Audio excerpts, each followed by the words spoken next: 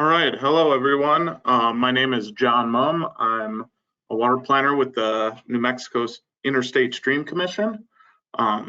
Today we are providing an in-depth webinar on the leap ahead analysis. Our presenter is Dr. Bruce Thomson, who will be focusing on extreme precipitation. Next slide. Not everybody has been on all of the webinars, so the first few slides is just a general information for anybody that's missed the past one. So again, just a big picture of what the 50-year water plan is. Again, we have the advisory team, the water and climate advisory team that produced the leap ahead analysis that focuses on the climate change leap ahead to 2070, which is building our science foundation on the 50-year water plan and having the long-term researchers on climate change and water that produce this leap ahead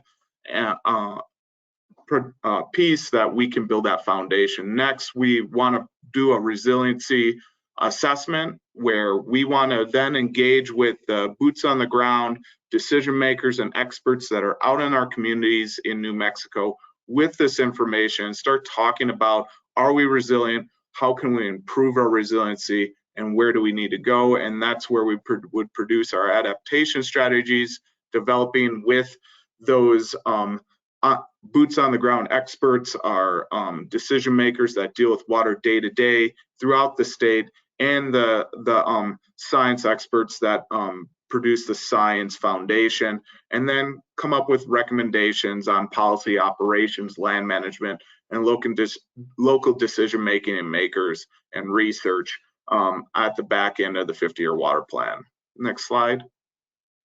And this is just kind of the next steps we're looking at. This month in August, we have a bunch of webinars, again, in depth on different parts of the leap ahead analysis that you can attend. Again, if you miss them, they will be available on our website as a recording and a presentation. And then as September goes out, we do have a resiliency and information forum where we will explain what resiliency is, define it, and also talk about the resiliency assessment. And then in September, we will be sending out invitations to everyone that wants to participate on initiate the resiliency assessments, where we start talking about the resiliency assessment. How can you participate? And as that is going on, we'll be continuing parallel tribal Pueblo outreach and communication. Next slide. And just for your information, again, all this information is on our website. It's if you go to the state engineer's website, you can find Interstate Stream Commission, and then you can find the 50-year water planning effort. And on there, you can find all information, schedule, past meeting information, what are we doing? There's videos and everything. So if you want to learn about water data and information like that, that's also on there. And there's many other team efforts that Water Plan is involved with that you can go to their websites from there and find out information of efforts on this that are going on. If you ever have questions and comments on the leap ahead analysis, on the webinars, or the leap ahead analysis itself, or the resiliency assessment process, or the 50-year water plan effort, please go to the public input comment page. They are located all over the website, so you can't miss them. If you go to the leap ahead part, it will kick you to the leap ahead public input stuff. So that's where you can ask questions and make comments on those subjects. And so if we miss your question today, feel free to jump on there and make a comment or ask a question, and it will be brought in through our smart comment software. And then if you are not on our email list, or you want to participate more, feel free to shoot an email to myself through the water plan email, and that way I can kind of separate those from questions and stuff. So next I will give the floor to Dr. Bruce Thomson, and he will give you his presentation on extreme precipitation. Okay, now I'm not muted. Well, thank you, John. Let me tell you just a little, first of all, before I do that, I would also like to express my very great satisfaction at being included in this team.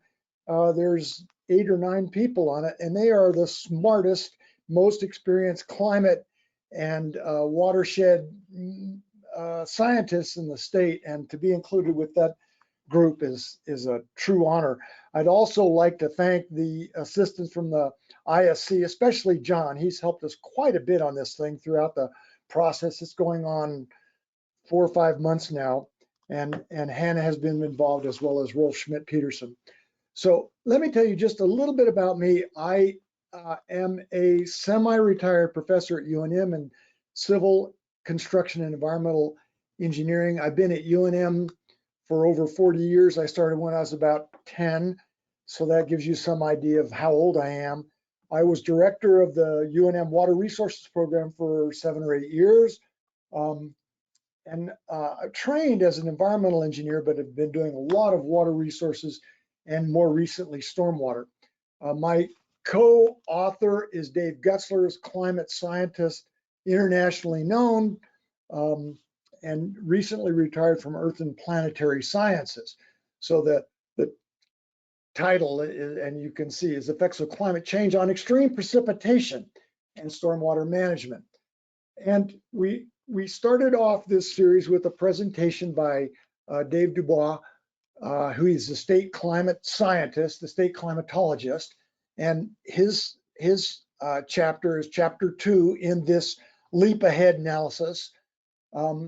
And he summarized the predictions of climate warming in New Mexico by the global climate models. And you can see in the upper right-hand corner, the predictions of the models up through 2010, 2011 match the effects on temperature. And that is, there's a kind of a better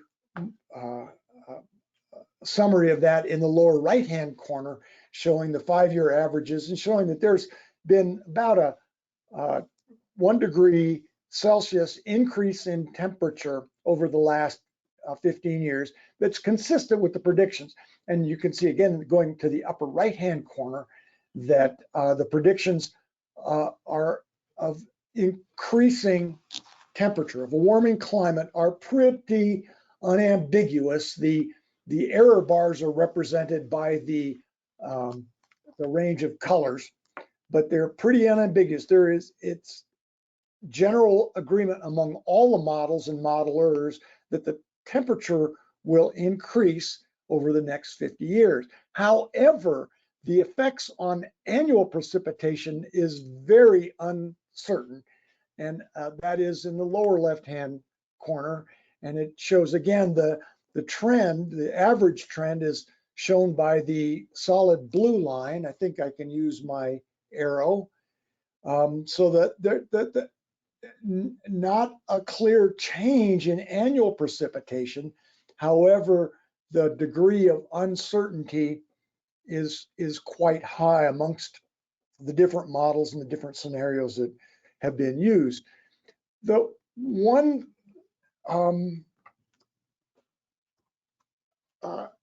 uncertainty is, or one limitation of these GCMs, is that they do not predict individual storm events. Most of them, the temporal resolution, the delta T used in these models is 1 day or longer, so they don't predict individual storms. So these models are not appropriate for predicting storm events. Now, I'm an engineer, and I kind of feel that every presentation ought to have at least one equation in it. So I've shown the Clausius-Clapeyron or Clapeyron relationship, which is plotted graphically down there in the lower right-hand corner, and shows that a delta T of 1 degree Celsius, 1.8 degrees F, results in a 7% increase in the maximum water content in the atmosphere at 35 degrees C, which is, I don't know, 95 degrees Fahrenheit, something like that. So as the climate warms, the maximum water content in the air column goes up. And again, something on the order of 6 or 7 degrees. At the same time, my first sub-bullet up here is that the energy of the atmosphere increases with temperature in accordance with the heat capacity and the gas laws. So we wind up with more energy in the air and increased moisture content. So that leads to the expectation that the storms will be more intense and will drop more water. And the GCMs, the global climate models, have shown this to be true for large regional storms, you know, the synoptic events, the storm fronts that come down off of the Arctic, and hurricanes and things like that. The models predict fairly consistently that hurricanes will be more frequent and more intense, and that we'll also have more intense regional storms. The question is, how will the warming climate affect the precipitation in New Mexico? The storm precipitation, extreme storm precipitation.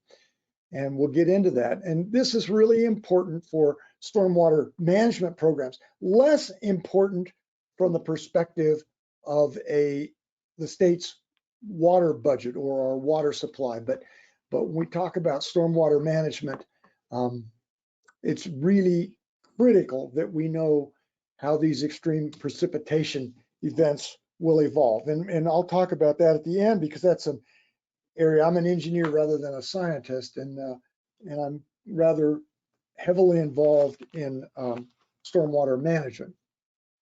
So back in about 2015, the states of New Mexico and Colorado collaborated to fund a regional extreme precipitation study. And there are citations to this study at the back. I've got a list of about 15 or so references, and if you're interested, you can download the presentation and check out those references with the websites and things.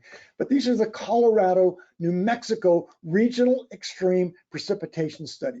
Chapter 6 specifically looked at the effect of climate warming on extreme precipitation. And that's by Mahoney. He's an atmospheric scientist with NOAA in Colorado. And he identified 6 mechanisms by which a warming climate will affect these extreme precipitation events. First is moisture, and we've talked about that already. A 1 degree Celsius increase in temperature will increase the maximum moisture capacity by 6 or 7%.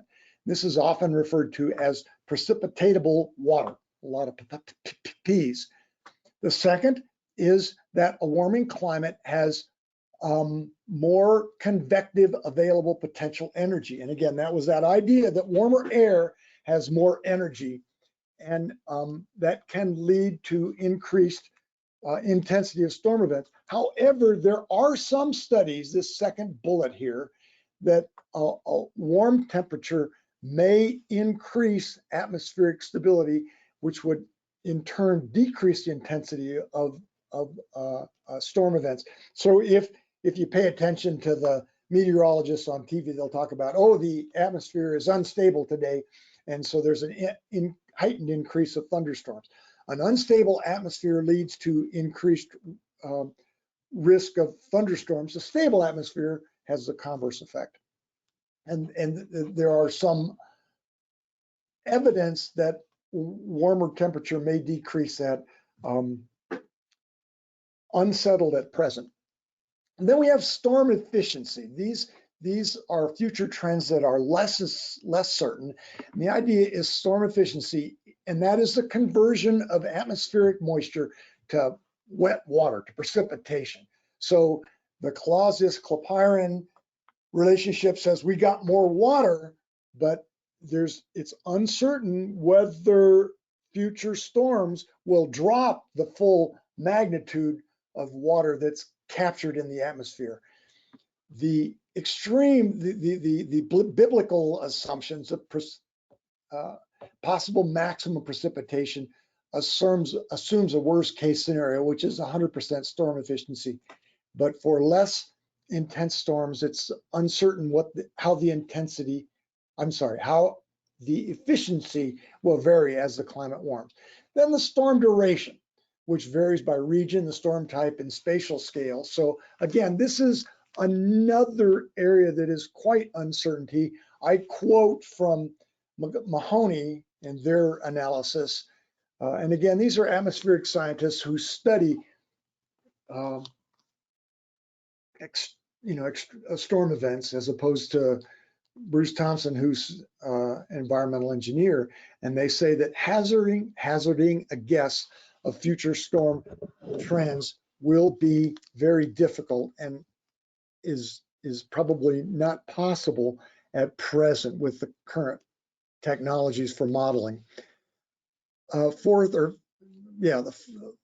guess this is really the fifth effect of a climate warming is storm tracks, how they will move, how fast they will move, and the direction. And but these guys concluded that the effect on these extreme events is probably negligible because these are the Noah's Ark type storms. And so again, from a conservative perspective, the effect of storm tracks is not likely to vary. And then the last is the precipitation type, snow versus rain. And with the warming atmosphere, the expectation that there will be less snow and perhaps increased rain events, certainly during the winter. So there are three types of storms that bring precipitation to New Mexico. The first are the local storms. These are our summer thunderstorms, less than 6-hour duration, typically fairly small in extent, not always, but fairly small in extent. And in the upper right-hand corner, you can see the classic summer thunderstorm, photos taken by my colleague at AMAFCA, Kevin Troutman. 5, maybe 10 miles in diameter, and usually they move through fairly fast. It's the slow-moving storms that cause us grief from a flood management perspective. Then we have the general storms. These are the regional storms that come down off the north from Canada and the North Pole. And these are sometimes called synoptic events. They're usually associated with a cold front, and the cold front may extend for hundreds or even thousands of miles across. They're regional storms, slow moving, and the rainfall lasts for 24 hours or longer. And the real challenging storms from a stormwater management perspective is the slow moving cold front that takes 2 or 3 days to make it through the state of New Mexico. And then later in the summer, when the hurricane season starts up, the tropical storms will sometimes make their way up through New Mexico, even into southern Colorado, but not very far into southern Colorado. They result from landfall of tropical storms or hurricanes. And these can come off of the Pacific coast. They can come off the Gulf of Mexico. They can come off the Gulf of California, and they occur during hurricane season. And of course, we can get the hybrid storms, and that when we have a thunderstorm that's associated with a tropical front, those are the ones that really present challenges to stormwater managers. So we're primarily concerned of the extreme precipitation threats to infrastructure, whether it's infrastructure flooding along the rivers or runoff from our urbanized areas. That's our principal concern. And historically, the threats were greatest as a result of spring runoff from heavy mountain snowpack. And one of the really remarkable events was in 1941 flood that produced a flow of 25,000 CFS in the Rio Grande. I think the highest flow this past spring was less than 2,000 CFS. I mean, this was a dry winter, a limited spring runoff, but it gives you some idea of the order of magnitude. I believe the highest flow in Albuquerque in the last 50 years, since the closure of Cochiti Dam, was something on the order of 8,000 or 9,000 CFS. There was a 16,000 CFS. It was a transient event, came off of Arroyos west of San Felipe. But anyhow, this 25,000 CFS flooded all of downtown Albuquerque. It was before Cochiti. It was before most of the levees were constructed, and so it was quite destructive. But the threat from the spring runoff is greatly reduced by the construction of these large federal dams. And you can see, Abiquiu, Cochiti, Elephant Butte have greatly reduced the threat of flood events from spring snowmelt. One thing sort of interesting is that we've constructed these levees, and many of you are like me, have enjoyed walking, hiking, bicycling, bird watching down in the bosque. And we, notice the levees, and they're big, strong levees. They're not engineered levees. And in fact, just a couple years ago, 2019, we almost lost one of those levees because it is not armored against protection.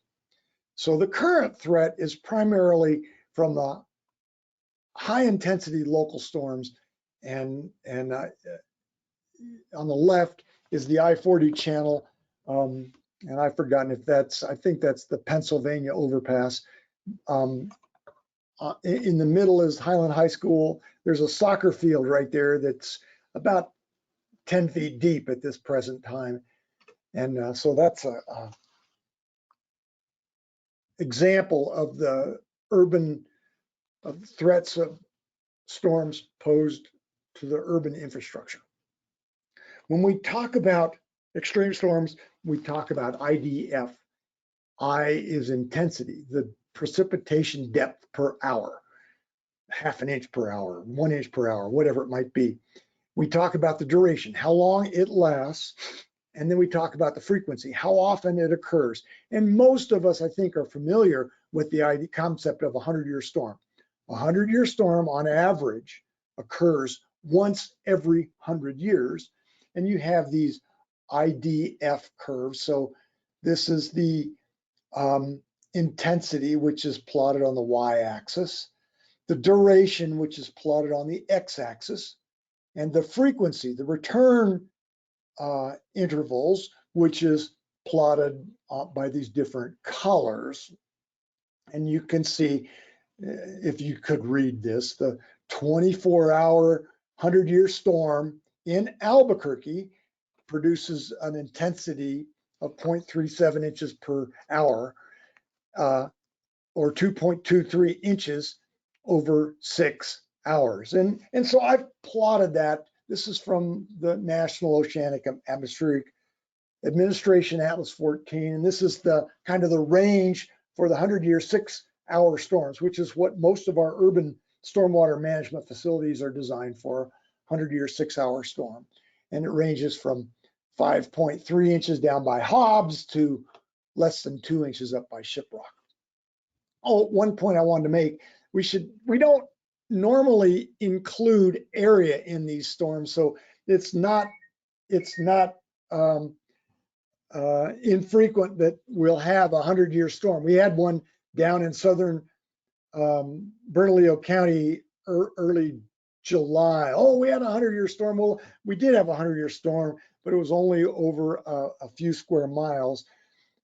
We get them, a couple of them every year in Albuquerque in the Albuquerque, Bernalillo County urban area. And so you really need to consider the area, because a 100-year storm that's only over 5-mile radius is not going to do much damage. It's when they extend over 10 or larger square miles. And that might be the Nobel Prize Committee. No, it wasn't. So one of the big question going into the future is there,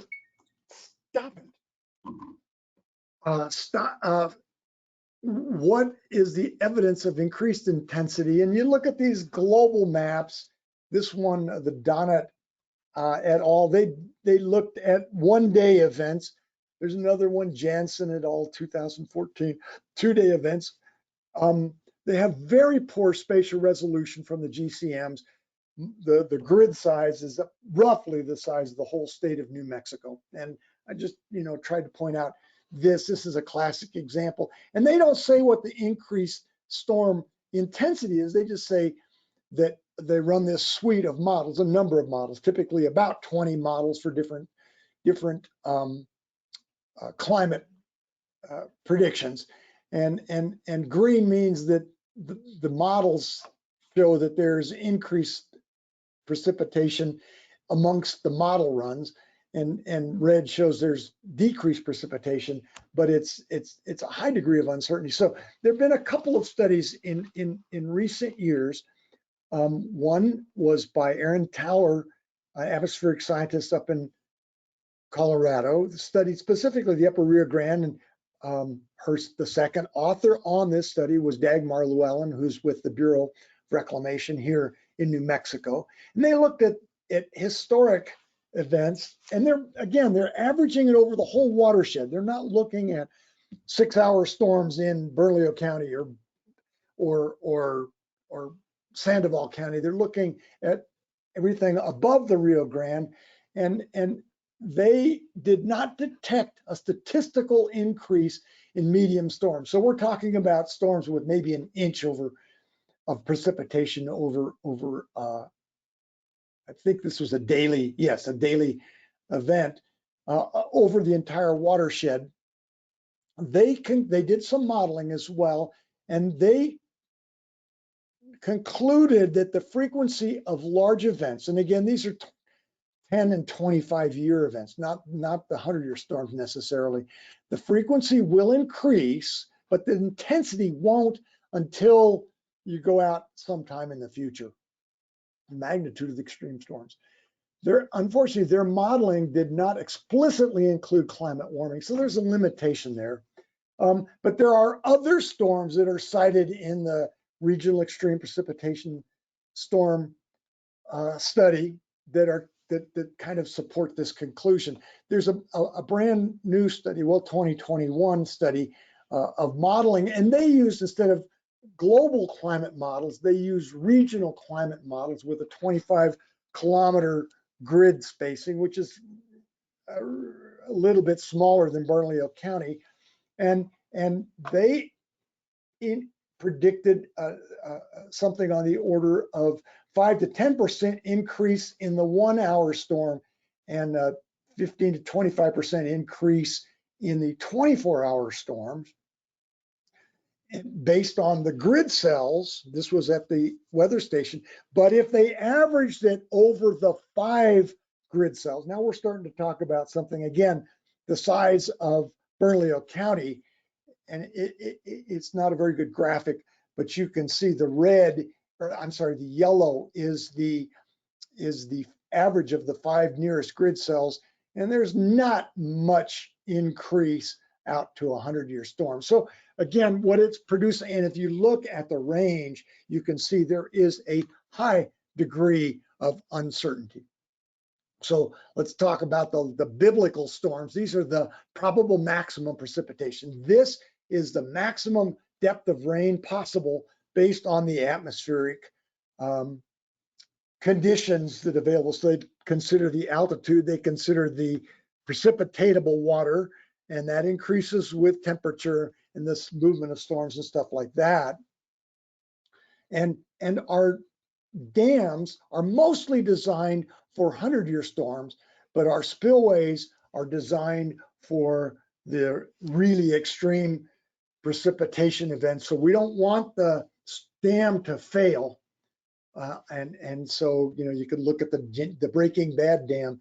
It's designed to retain water up to 7,800 CFS, but the PMP is 3 times that.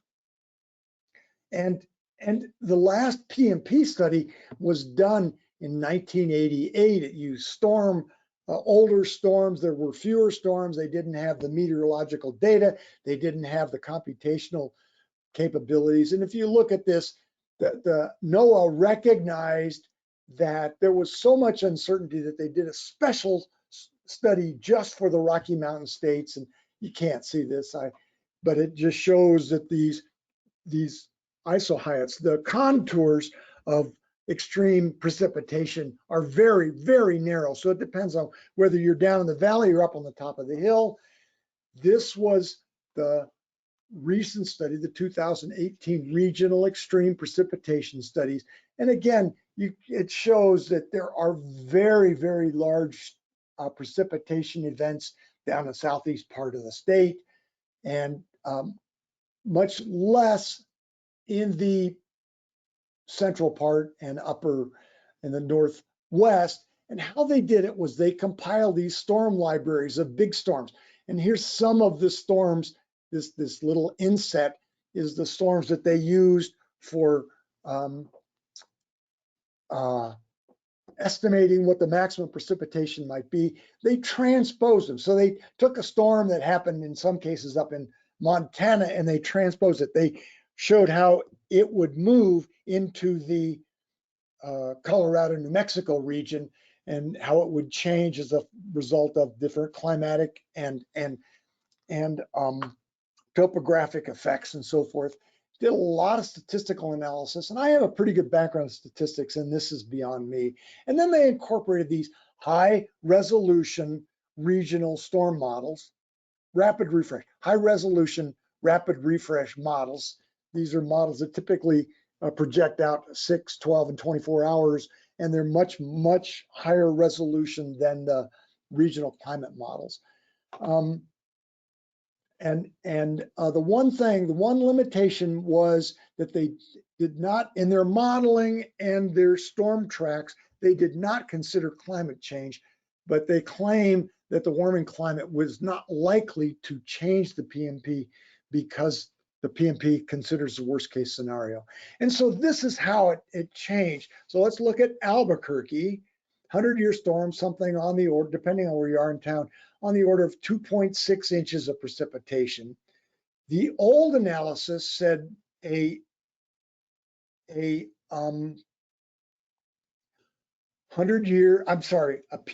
storm, 6 hour, 10 square miles, was on the order of 12 inches of rain.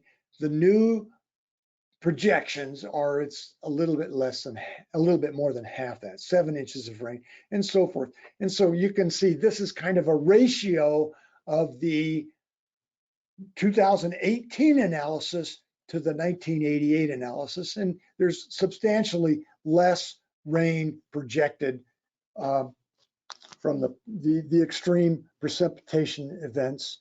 And but also at the same time, you can see that the ratio of the PMP storm to the 100-year storm is quite large. What does that mean for our stormwater management infrastructure? We've got about 400 large dams. John Mumm, by the way, helped me with this a little bit. And if you look, the average age of these dams is about 60 years. So the federal dams are the red, the privately owned jurisdictional dams are black, shows the frequency analysis, about 60 years old. Our dams were designed for different design criteria, for different storm phenomena, and different modeling capabilities. So I want to talk just a little bit about dam regulations. State law prohibits storage of water for greater than 96 hours unless you have a water right. So almost all of our stormwater dams designed specifically for stormwater, are called dry dams. They are not designed to retain a permanent pool. We don't have the impervious core. We don't have floodgates that we can control. We don't have protection against erosion and subsurface flow like you would for a wet dam. And so that has, most of these are completely ungated. So the water that comes in is designed, the gates, the design of the outfall is designed to release all the water in 96 hours. It's interesting that our dams are designed to retain a 100-year storm. And this is not an engineering requirement. This comes out of the National Flood Insurance Program. This was something that was fairly new to me. So we're not, this is not designed by the local folks, by the local elected politicians or the stormwater managers. This was designed by the insurance, National Flood Insurance Program. They provide a level of protection, not a level of risk. This is kind of a subtle distinction. So we designed for 100-year to protect for a 100-year storm. And it doesn't matter if the watershed downstream is a elementary school or if it's an alfalfa field. It's designed for a 100-year storm. The spillways, as I've already stated, are designed for a PMP. And the idea is that we want to make sure that the dam is not overtopped, which presents a risk of failure. The other thing, most of the levees, certainly in the Middle Rio Grande, are not engineered levees. They're just spoil bank levees. They took the sand and mud and stuff out of the floodplain and piled it up and created a levee. Looks real strong, but they're not. So one thing I'd like to point out, the hydrologic criteria, the design storms have changed, the design criteria have changed, and there has been downstream development. And it's most prominent in the southern part of the state, where we have all these dams that were built on the Hatch and Recon valleys to protect ag fields, but now we've got subdivisions down below them. And that's the hazard creep that gives the stormwater managers in the lower Rio Grande nightmares, because we've got the dams that we know are not sufficient strength to protect the newly built urban infrastructure. Hazard creep.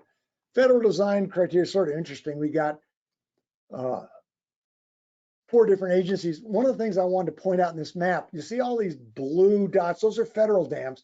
Most of them are done by the BIA or the Bureau of Reclamation to protect flooding on tribal and Pueblo lands. Wanted to point out, we've had a couple of notable failures. There was the Roswell incident. Sounds like it was a historic thing, but it was the dams, upstream dams held, but there was a levee west of Roswell that failed. And I can't tell, and I haven't been able to find any reports on these, but my guess is these were not engineered levees. And they failed about a 100-year storm and flooded a substantial part of Roswell. More recently, there was a big storm event that came through Valencia and Socorro counties, and these are the NexRad weather maps. And you can see just over a period of an hour or less, all of a sudden we had toad strangler rains, and there were failures of the Middle Rio Grande Conservancy District, the Highline Canal, because there was inadequate flood protection upstream. And so there's, just here in this point, there's about 10 or 12 break points, and it resulted in flooding of the fields and flooding of Socorro and some of the other subdivisions near there. And so it points out the importance of planning for these toad strangler rainstorms. Effective forest fires.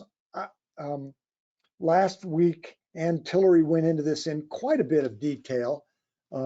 forest fires damage watersheds in multiple ways. First of all, they increase runoff, 5 times or greater.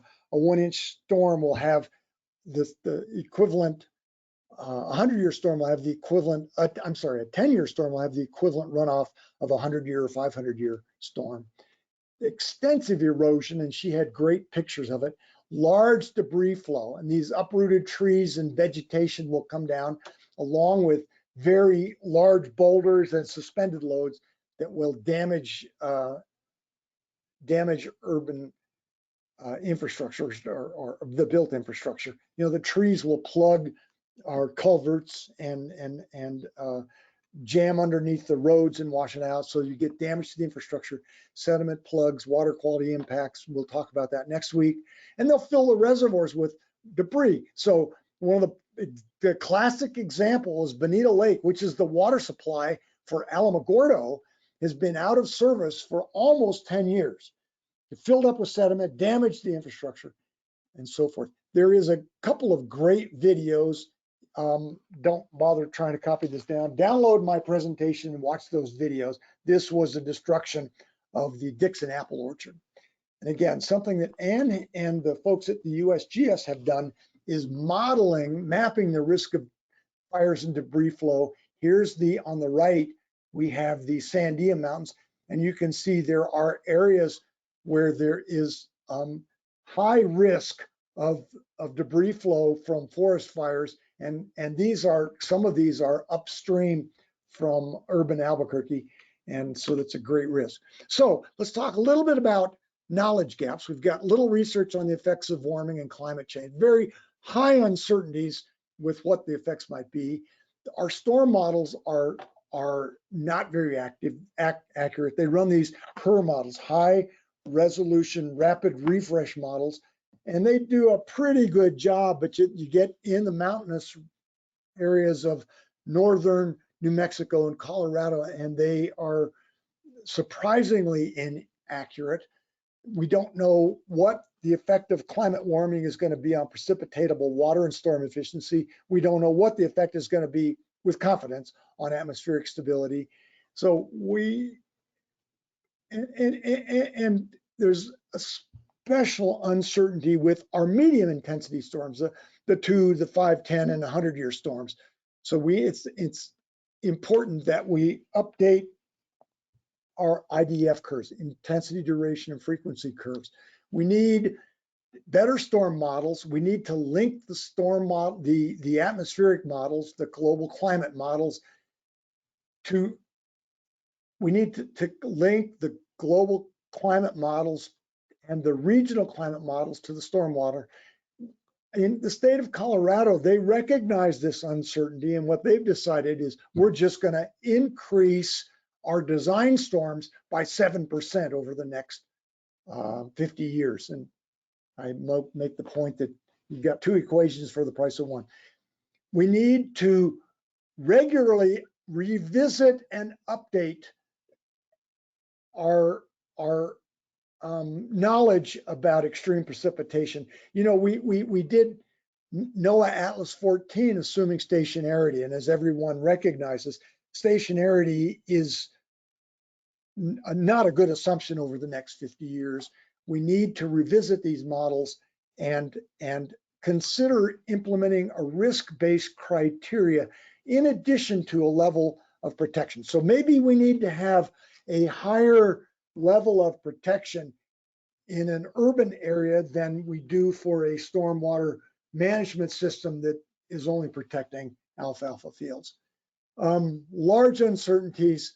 New Mexico is special. I want to make that point. New Mexico is special. I love the quote, and we all have heard it, by Governor Lew Wallace, who's notable for having written Ben-Hur. And if you haven't read Ben-Hur, I encourage you to do it. We're special. The types of storms that affect our flood management infrastructure are different. The influence of topography is different. The influence of topography on runoff is different, and stormwater management infrastructure is different. I apologize for running long. Here's our contact information. There are references and so forth, but I will turn it now back to John and allow him. Yeah. So I think You might want to keep your presentation up, Dr. Thompson. There you go. okay. I will again for questions. There is questions dashboard piece. Feel free to jump on there and enter your questions there, and I will refer them to Dr. Thompson. So I will start with the first questions. The first one is, what is the importance of the distinction between level of protection and risk reduction? Yes. So the idea, level of protection, we say we're going to protect the downstream watershed from a 100-year storm.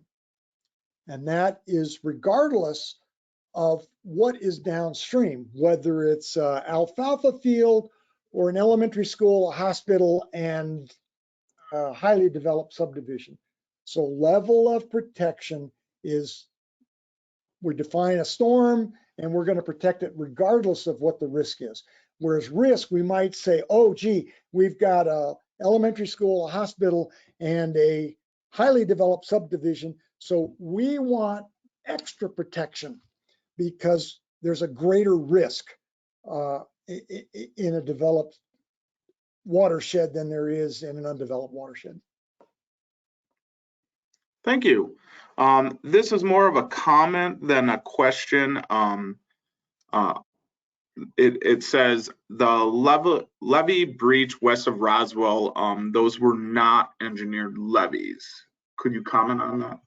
Well, I can't say that for certain, but based on the pictures I've seen, it looked like they were just what we call spoil bank levees, where they had just excavated the dirt, piled it, and compacted it, and it didn't have erosion protection upstream and downstream. It didn't have an impervious core. It did not have a subsurface protection. Sometimes they do a drain, sometimes they key the levee into underlying structure. But those are the three features that were not apparent in the pictures I've seen. And I just decided to include that photograph yesterday, and I really am a little bit irresponsible. I should have called Dick Smith, the manager down there, and asked him, were they engineered levees or not? But we have the levees along the Middle Rio Grande are not engineered levees. And in 2019, we had pretty good flow in the Rio Grande for about a month. And there was standing water. It was not flowing water, but there was standing water on top of the floodplain in the inner valley. Just, water's just standing, it was 6 inches deep. And it almost caused failure of the Los Lunas levees because the sand was just sloughing off. And we had to go down there, the Middle Rio Grande Conservancy District, and the MAFCA went down there as well, provided them, we have plenty of sand. We helped them reinforce that levee so it wouldn't wash away. But it was within a day or two of failing, I think. Thank you. And they said they can confirm that those weren't engineered, just for your input on that. Thank you, Dr. Thompson. There's a question for me on this of how can we all obtain a copy of this presentation, and that is located on the website. There is a location on the website that says, in case you missed it, big letters, in case you missed it. You go in there and there's 3 different folders. One's documents, one's information, and one is presentations and recorded meetings. In the recorded meetings and presentation one, you can jump on, and in there, you will be able to find all past presentations and the recorded meetings. The other thing, John, is I left this slide up. If you send me email, I will be glad to send you a copy of this. And also, if you have any questions that don't get answered, contact me. Now, if you look at that email, the most important thing on this slide is there is no P in Thomson. okay? It's the Scottish Thomson, or as my relatives, in-laws would say, we are the dry Thomson because there's no P.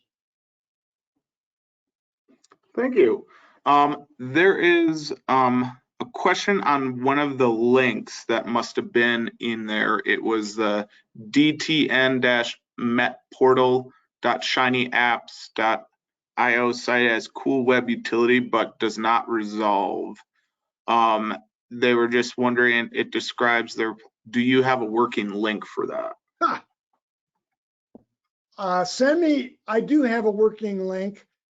Send me email, bthompson@UNM, no P, and I will send you a working. I've found it a couple times. I didn't know that did not work. That's always a risk of putting up a website. That's a cool utility, by the way. You can go in there, you can pick your location and find out what your 10-year storm is, your 100-year storm, and so forth. It's cool. Perfect. Thank you. Here's another one. Is it appropriate to prioritize engineering for levees as part of a plan for allocating the newly passed federal infrastructure monies? It's very timely. I guess the question is it appropriate to prioritize engineering for levees as part of that federal infrastructure? That's sort of a value judgment. I live up in the Northeast Heights, and so, I mean, Southeast Heights, so I don't care about levees. But if I live downtown, yeah, levees are really important. No, I'm being a little bit facetious, but yes, levees are really important. And again, it's sort of hard.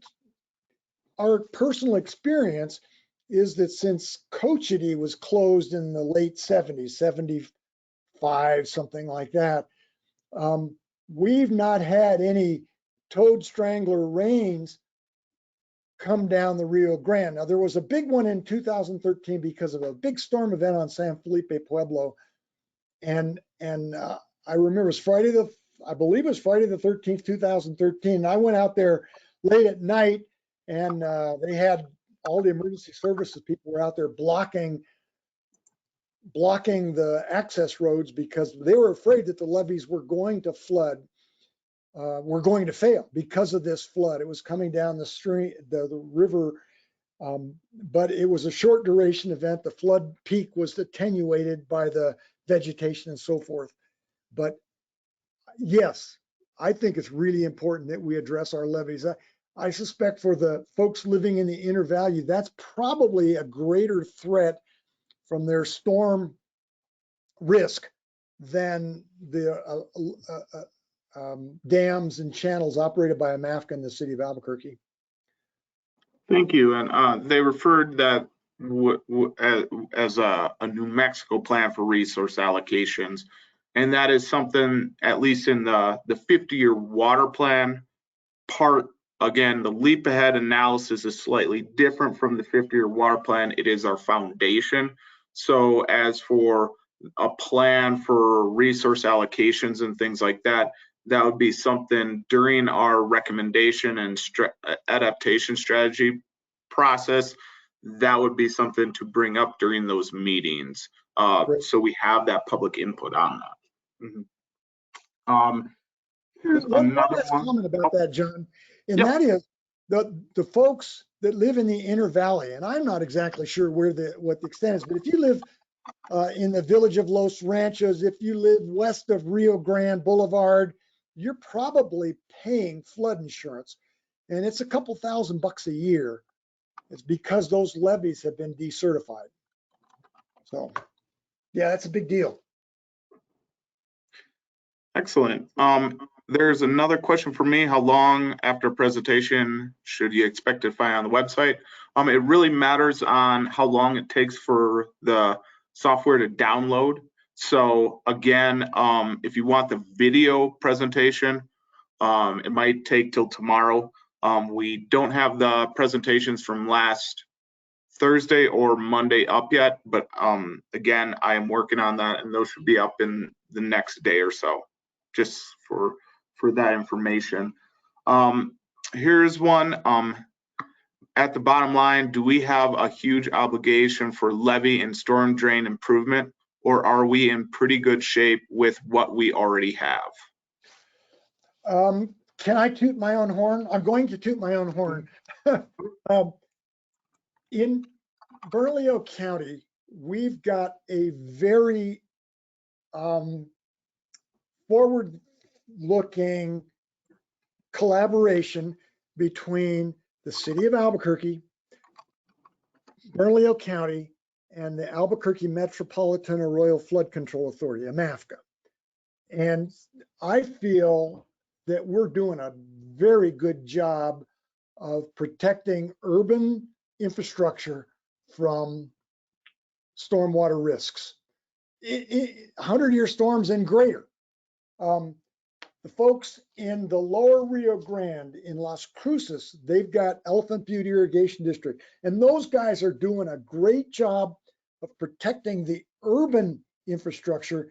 They also have to deal with some of the flood stormwater management facilities going farther north up into the Hatch and Rincon valleys, and that's a real struggle for them because they've got a lot of dams that they have to operate and maintain.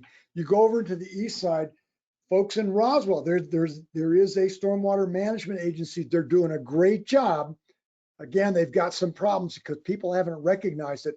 But you go out into some of the more rural parts of the state, and they face some pretty serious challenges because stormwater management is expensive and it requires considerable technical expertise.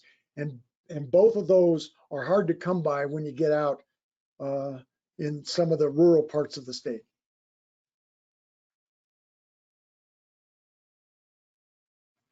Thank you, Jon.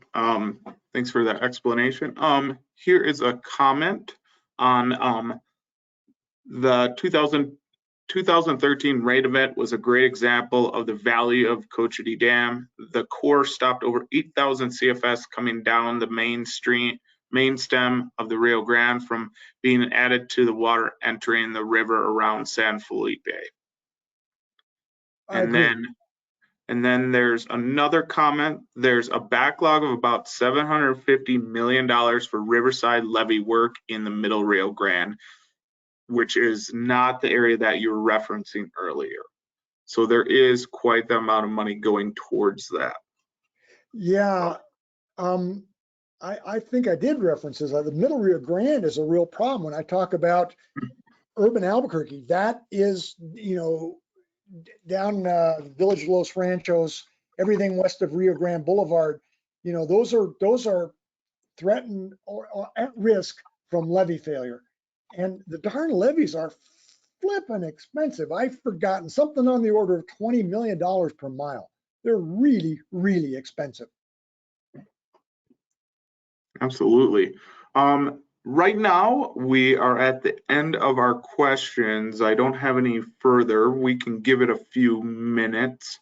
Is there anything else that you want to touch on prior to being the end of the webinar, Dr. Thomson?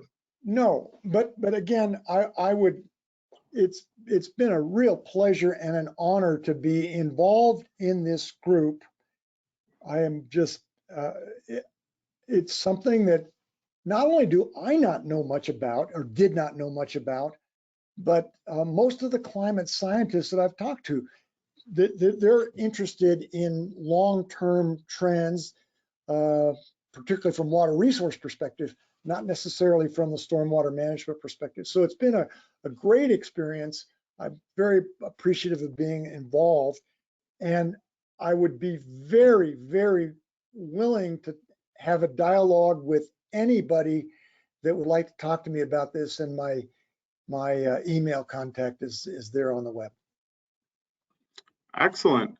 And thank you so much for giving this presentation today. The Interstate Stream Commission is very thankful for all the effort you and the advisor team has put into this.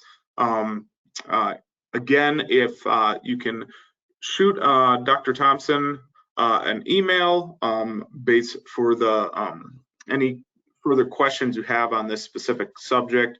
Again, you can also go to our website if you have questions or comments on the Leap Ahead or the 50-year water plan, and in that area it will get documented, and that way just for further information as stuff comes out, some of that will be referred to as you make comments through that smart comment. And I think this is the end of our webinar for the day. I thank everybody that was on here and all the questions you had. Thank you for coming, and we will talk to you later. Thank you, John.